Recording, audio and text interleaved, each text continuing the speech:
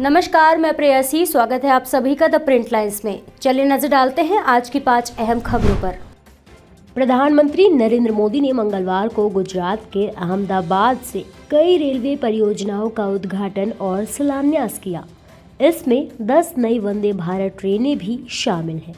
वर्तमान में भारतीय रेलवे 41 वंदे भारत एक्सप्रेस ट्रेनों का संचालन कर रहा है। इस कार्यक्रम में पीएम मोदी के साथ रेल मंत्री अश्विनी वैष्णव, गुजरात के राज्यपाल आचार्य देवव्रत, सीएम भूपेंद्र पटेल और राज्य भाजपा प्रमुख सीआर पाटिल भी मौजूद रहे।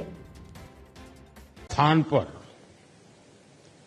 वहां के सांसद के नेतृत्व में, वहां के मंत्री के नेतृत्व में लाखों लोग आज इस कार्यक्रम में जुड़े हैं। शायद रेलवे के इतिहास में एक साथ हिंदुस्तान के हर कोने में इतना बड़ा कार्यक्रम कभी नहीं हुआ होगा।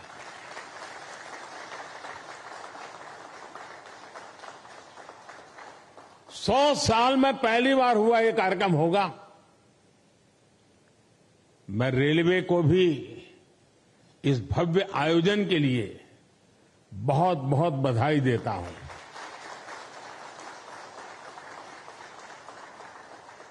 विकसित भारत के लिए हो रहे नवनिर्माण का लगातार विस्तार हो रहा है। देश के कोने कोने में परियोजनाओं का लोकार्पण हो रहा है। नई योजनाएं शुरू हो रही है।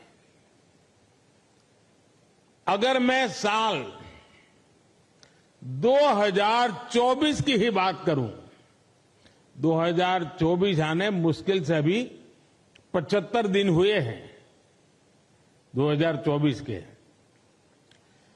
इन करीब करीब 75 दिन में 11 लाख करोड़ रुपए से ज्यादा की परियोजनाओं का लोकार्पण और शिलान्यास हो चुका है। और अगर मैं पिछले 10-12 दिन की बात करूं, पिछले 10-12 दिन में ही 7 लाख करोड़ रुपए से ज्यादा की परियोजनाओं का लोकार्पण और शिलान्यास हुआ है।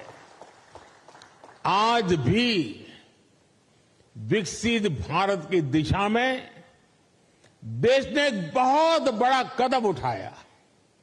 इस कार्यक्रम में अब यहां 1 लाख करोड़ रुपए से ज्यादा की परियोजनाओं का और लोकार्पण और शिलान्यास हुआ है। और आप देखिए, आज 85,000 करोड़ रुपए, 85,000 करोड़ रुपए से अधिक से सिर्फ और सिर्फ रेलवे के प्रोजेक्ट देश को मिले हैं। प्रधानमंत्री नरेंद्र मोदी ने अहमदाबाद में साबरमती में महात्मा गांधी आश्रम में पुनर्विकसित कोचरब आश्रम का उद्घाटन किया। इसके अलावा गांधी आश्रम स्मारक के मास्टर प्लान का भी शुभारंभ किया। पूज्य बापू का ये साबरमती आश्रम हमेशा से ही एक अप्रतिम ऊर्जा का जीवंत केंद्र रहा है। और मैं जैसे हर किसी को जब जब यहां आने का अवसर मिलता है तो बापू की प्रेरणा हम अपने भीतर स्पष्ट रूप से अनुभव कर सकते हैं। सत्य और अहिंसा के आदर्श हो, राष्ट्र आराधना का संकल्प हो, गरीब और वंचित की सेवा में नारायण सेवा देखने का भाव हो, साबरमती आश्रम बापू के इन मूल्यों को आज भी सजीव किए हुए हैं। प्रधानमंत्री नरेंद्र मोदी अपना अहमदाबाद दौरा खत्म करके राजस्थान पहुंचे। यहां उन्होंने जैसलमेर के पोखरण फील्ड फायरिंग रेंज में आयोजित त्रिसेवा अभ्यास भारत शक्ति में हिस्सा लिया।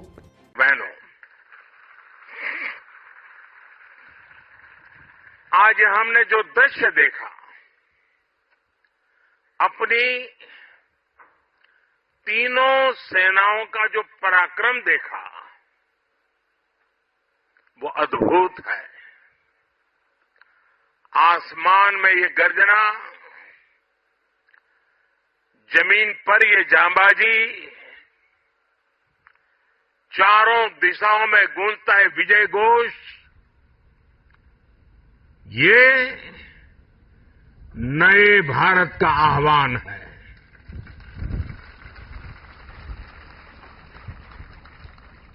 आज हमारा पोखरण एक बार फिर भारत की आत्मनिर्भरता, भारत का आत्मविश्वास और भारत का आत्मगौरव, इस त्रिवेणी का साक्षी बना है। यही पोखरण है जो भारत की परमाणु शक्ति का साक्षी रहा है, और यहीं पर हम आज स्वदेशीकरण से सशक्तिकरण। भाजपा सांसद मनोज तिवारी ने सीएए की अधिसूचना जारी होने के बाद दिल्ली के मजनू टीला इलाके में रह रहे पाकिस्तानी शरणार्थियों से मुलाकात की। इस मौके पर सांसद तिवारी ने पाकिस्तानी शरणार्थियों को मकान देने का आश्वासन भी दिया। कि आप आशीर्वाद रखे रहो कि मोदी जी स्वस्थ रहें और वो आप सब का एक एक कार्य करके, जो भी जितने लोग, जो हिंदू भाई हमारे हिंदू हों चाहे वो सिख हों, हम लोगों ने जो व्यवस्था की है समझ लेना, आप लोग बताना भी कि हमारा देश बंटवारा हुआ तो जो वहां पे ठीक है हिंदू मुसलमान में बंट गया, तो वहां सिख भी थे, वहां बौद्ध भी थे, पारसी भी थे, जैन भी थे, तो ये सब उन लोगों को जिनको वहां तकलीफ हुई और छोड़ के देश में आ गए, इंडिया में आ गए, तो हिंदू सिख ईसाई भी, हिंदू सिख ईसाई बौद्ध जैन पारसी, इन सब लोगों को जो हमारे देश में आ गए प्रताड़ित होके, हम उनको नागरिकता देने का निर्णय ले लिया। सालों के इंतजार के बाद अब आखिरकार भारत में सीएए लागू कर दिया गया है, जिसके समर्थन में और विरोध में दोनों तरफ की प्रतिक्रियाएं सामने आ रही हैं। इस बीच उत्तर प्रदेश के डीजीपी प्रशांत कुमार का रिएक्शन सामने आया है, जिसमें उन्होंने बताया कि सीएए लागू होने के बाद उत्तर प्रदेश में क्या माहौल है। इसके साथ ही उन्होंने बताया कि सीएए को लेकर माहौल खराब करने वालों के खिलाफ क्या कार्रवाई की जाएगी। निपटने के लिए सीएए का कानून जल्द ही लागू होगा, इसके बारे में पूर्व से भी सूचना थी और हम लोगों ने इस संबंध में पूरी तैयारियां कर ली थी। हमारे पास जो पुलिस बल है, इसके अतिरिक्त भी केंद्रीय पुलिस बल भी हमें मिला है, उसको लेके हम लोग तैयारियां कर रहे हैं।